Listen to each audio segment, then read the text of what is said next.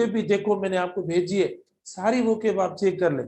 अच्छा, उसके बाद नंबर 6 से देखें, it was so quiet you dash. अब इधर देखें, आपको ऑप्शन दिया हुआ है, can hear a pin drop. ठीक है बेटा, इट वाज। अभी देखो ये पढ़ा है सिमिलर, मतलब सिमिलर हमने ये नंबर 5 में किया है। और ये इसको देखो, वर्ब कौन सा है, प्रेजेंट का है, पास्ट का है।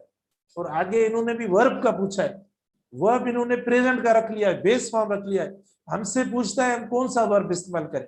It was so quiet you can hear a pin drop या you could hear a pin drop, क्या इस्तेमाल करें बेटा। वही बात मैंने अभी आपको बताई, कितना आसान है, 2 मिनट के अंदर आप पेपर कर सकते हो अगर आप ये चीजें जहन में रखेंगे, कोई मसला नहीं है। देखो इधर सेकंड पढ़ा है, इधर भी सेकंड, बस बैलेंस करना है आपको। ठीक है ना, इधर भी सेकंड फॉर्म पढ़ा है तो इधर भी सेकंड फॉर्म इस्तेमाल करें। तो इसका सेकंड फॉर्म कैन का इस्तेमाल करना है, और कैन का क्या इस्तेमाल करेंगे, कुड इस्तेमाल करेंगे। It was so quiet you could hear a pin drop. ठीक है, you could hear a pin drop. ठीक है, क्योंकि वॉज लिखा हुआ है उधर। उसके बाद बेटा देखिए हम किस नंबर पे, 7 नंबर पे आते हैं।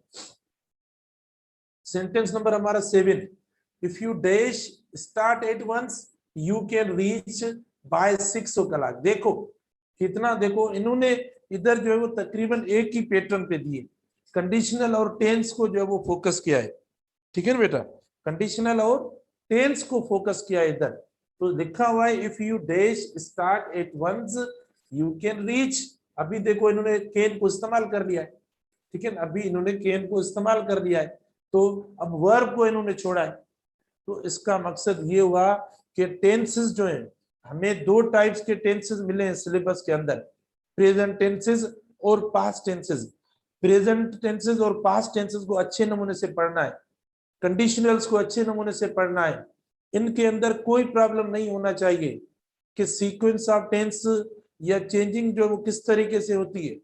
बेटा इन चीजों को हमें बिल्कुल थारोली पढ़ना है, कहीं भी माइनर एरर और वो भी खत्म करनी है, बिल्कुल कोई प्रॉब्लम नहीं होना चाहिए। आप पीडीएफ्स पढ़ें, मेरे पढ़ें प्लीज। अगर आपको कोई प्रॉब्लम हो रहा है तो हर चीज आपके पास पड़ी हुई है, आप आराम से उसको पढ़ के पेपर की प्रिपरेशन कर सकते हैं। तो देखो इसके अंदर ऑप्शंस भी चेक करते हैं कि इन्होंने कौन से ऑप्शंस दिए हैं। If you dash start at once you can reach by 6 o'clock। तो एक ऑप्शन दिया है, देखो इफ यू स्टार्ट, प्रेजेंट का ऑप्शन दिया है। ठीक है, तो ही हैज बीन लगाएं या ही रीडिंग, देखो कैसे सही होगा, ही इज रीडिंग लगाएं, ही वाज रीडिंग लगाएं। तो इंग फॉर्म वाला जो वर्ब है उसी को आप इस तरीके से एलिमिनेट कर सकते हैं। ठीक है, उसके बाद स्टार्टिंग इस तरीके से हो गया, स्टार्ट तो देखो अलग हो गया।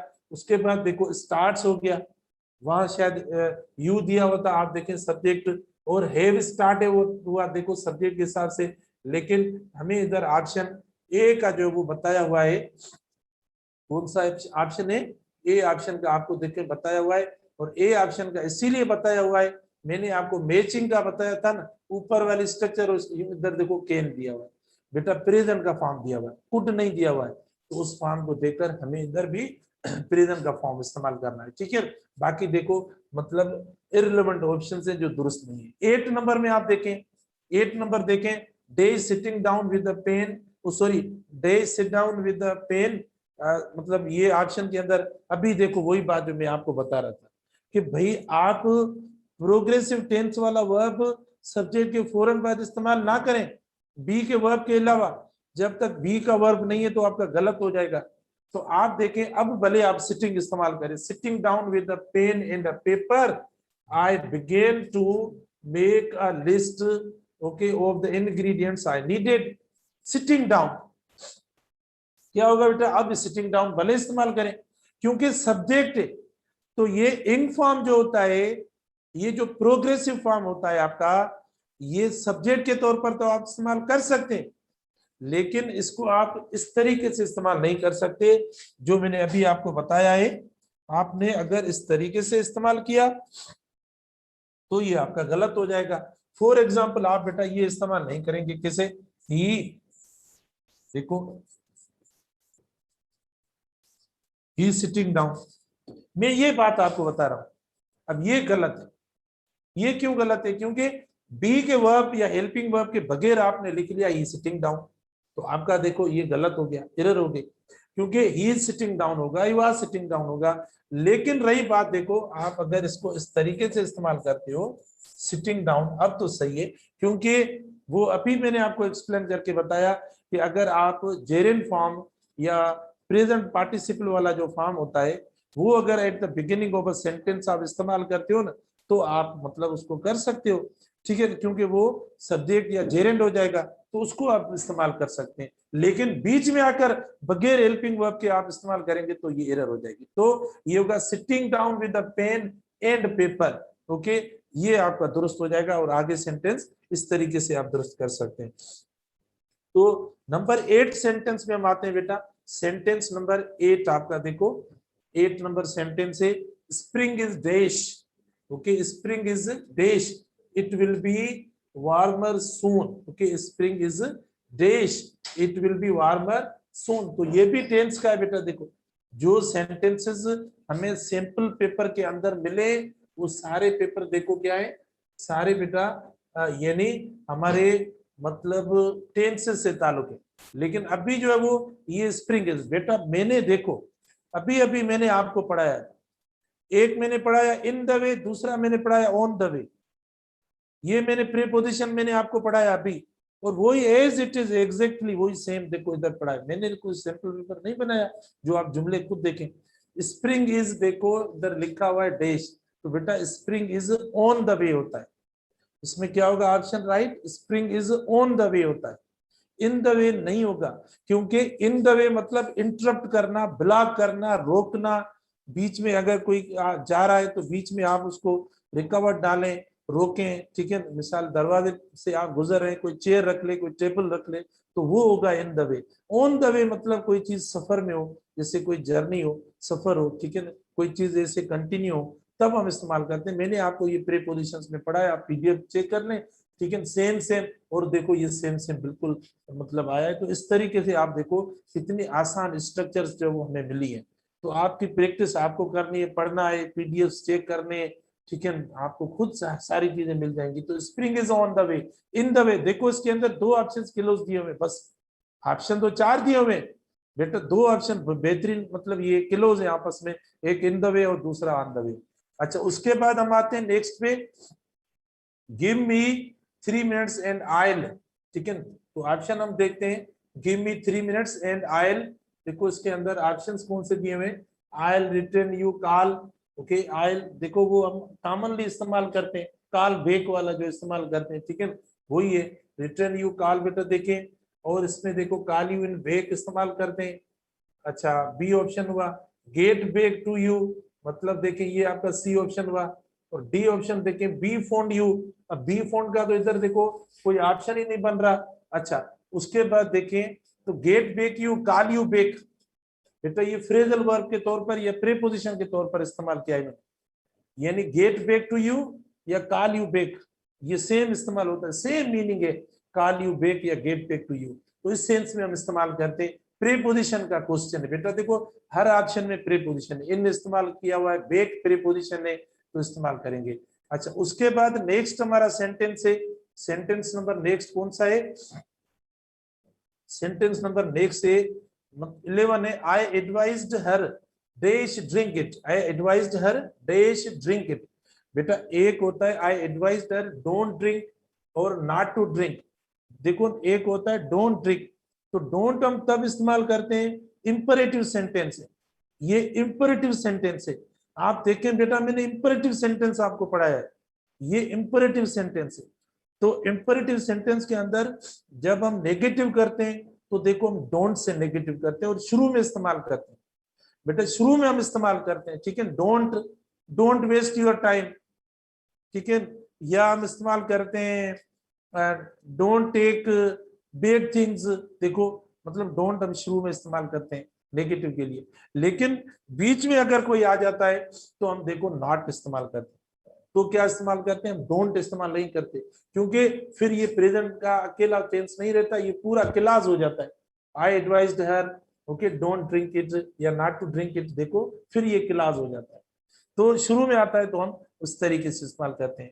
अच्छा उसके बाद देखिए नंबर 12 सेंटेंस पे आते हैं हम, you are dash to the truth, बेटा क्या नंबर 12 सेंटेंस क्या है, you are days to the truth. इसमें देखते हैं हम कि कौन से ऑप्शंस हमें मिले, ठीक है, मुझे वो ऑप्शंस याद नहीं है। You are days to the truth, तो आप देखें ए ऑप्शन आपको दिया हुआ है, यानी स्पीक्स। अच्छा यू आर लिखा हुआ है या खाली यू है, ठीक है ना बेटा, देखें you are days to the truth. अच्छा इसमें दिया हुआ है स्पीक्स, देखो अभी अभी हमने डिस्कस किया है। उसके बाद सेकंड स्पोक, बेटा बी का वर्ब होता है जब इज एम आर हो या वाज वर्ब हो या बी हो, तो क्या उसके साथ आप बेस फॉर्म फर्स्ट फॉर्म इस्तेमाल करेंगे। मैंने आपको टेंसेस में पढ़ाया, प्रेजेंट टेंसेस में पढ़ाया, अगर बेस फॉर्म आपका होता है स्पीक होता है या स्पोक होता है, क्या इसके साथ आप is am are was verb इस्तेमाल करेंगे, कभी नहीं इस्तेमाल करेंगे। तो देखो इधर एक तो स्पीक्स पढ़ा है और स्पोक पढ़ा है, ये तो आराम से आर लिखा हुआ है, आराम से एलिमिनेट हो गए, ठीक है, आराम से आपके एलिमिनेट हो गए।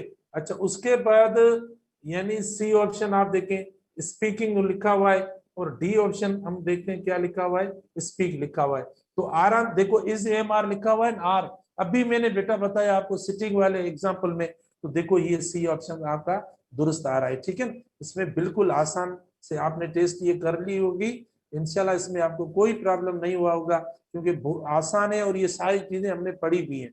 अच्छा उसके बाद देखो द गार्डनर विल हैव, बेटा इन्होंने दिया है, एक में बात बताऊं, देखो पीएमसी ने दिया है हमें सिलेबस में कि प्रेजेंट टेंसेस और पास्ट टेंसेस सिलेबस में दिया हुआ है, और ये जो जुमला लिखा हुआ है ये फ्यूचर टेंस का है, ये सेंटेंस फ्यूचर टेंस का मिला है, ठीक है। तो भले मिला है, कोई आप कम थोड़ी हो, फ्यूचर टेंस का मिला है तो हमें हमें थोड़ी कोई डर लगता है कि भाई फ्यूचर का मिला हुआ है तो हमसे होगा नहीं, बेटा हैव दिया हुआ है।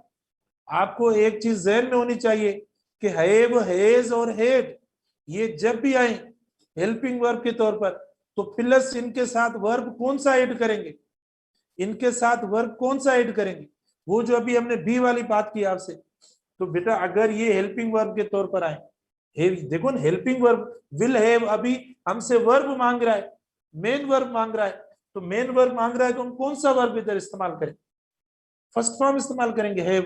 क्या मैं ये इस्तेमाल करूं I teach, I have teach इस्तेमाल करूं, आई हैव टीचिंग इस्तेमाल करूं, हाँ बताएं कौन सा वर्ब इस्तेमाल करूं, हाँ आई हैव टॉट इस्तेमाल करूं, बिल्कुल टॉट। अच्छा आई आई हैव प्ले इस्तेमाल करूं, या आई हैव प्लेइंग इस्तेमाल करूं, या आई हैव प्लेड इस्तेमाल करूं, तो बेटा ये वर्ब थर्ड फॉर्म कैरी करता है। तो इधर जो ऑप्शन दिए होते हैं वो दिए होते पलक्ड, मतलब 3 ऑप्शन और भी थे, पलक होगा, पलकिंग होगा, पता नहीं ऐसे, लेकिन ये इसकी डिमांड क्या है, इसके साथ थर्ड फॉर्म, बस आपको ये देखना है। भले हमें सिलेबस में नहीं मिला है लेकिन हेव तो पता है ना, हमें हेव के साथ जो इस्तेमाल करना।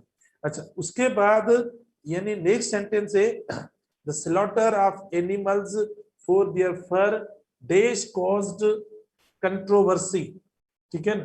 तो आप देखें इसमें देखते हैं, तो इसमें दिया हुआ है of animals for their fur dash caused controversy, ठीक है, हेज कॉज्ड, ओके देखो देयर फर हेज कॉज्ड।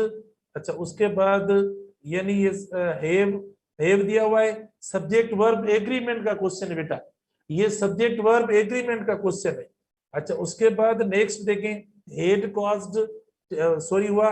अच्छा उसके बाद आप देखें यानी विल हैव लेफ्ट, तो ये ऑप्शंस आपके देखो सारे ऑप्शंस ये हुए। तो हमें देखना है कि ये जो हमारा सब्जेक्ट है सिंगुलर है या प्लूरल है, यानी सब्जेक्ट वर्ब एग्रीमेंट के हिसाब से ये आपका वर्ब है।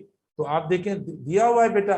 अच्छा मैंने आपको एक चीज पढ़ाई थी, जहन में रखो, रूल नंबर 10 याद करो, सब्जेक्ट वर्ब एग्रीमेंट का रूल नंबर 10 मैंने पढ़ाया था, और 10 नंबर रूल में कौन सा था कि जो प्रेपोजिशनल फ्रेज होते हैं उनकी लेफ्ट साइड पे देखो, लेफ्ट साइड पे देखो क्या है, सिंगुलर सब्जेक्ट है प्लूरल है, ये प्रेपोजिशन है आप, इसके लेफ्ट साइड पे देखो तो सिंगुलर प्लूरल है, बस मैंने आपको अल्फाज बताए थे, together, along with, of, excluding, including, in addition to, besides, ये वर्ड्स मैंने बताए थे। प्रीपोजिशन लेफ्ट साइड देखो, स्लॉटर, एक दो, एक इन, तो आप इधर एक इस्तेमाल करेंगे, हेज कास्ट, क्या इस्तेमाल करेंगे, क्योंकि ये पहले से थर्ड फॉर्म इस्तेमाल हुआ है, इधर जो हेज होगा जो सिंगुलर होगा हम वो इस्तेमाल करेंगे, ठीक है।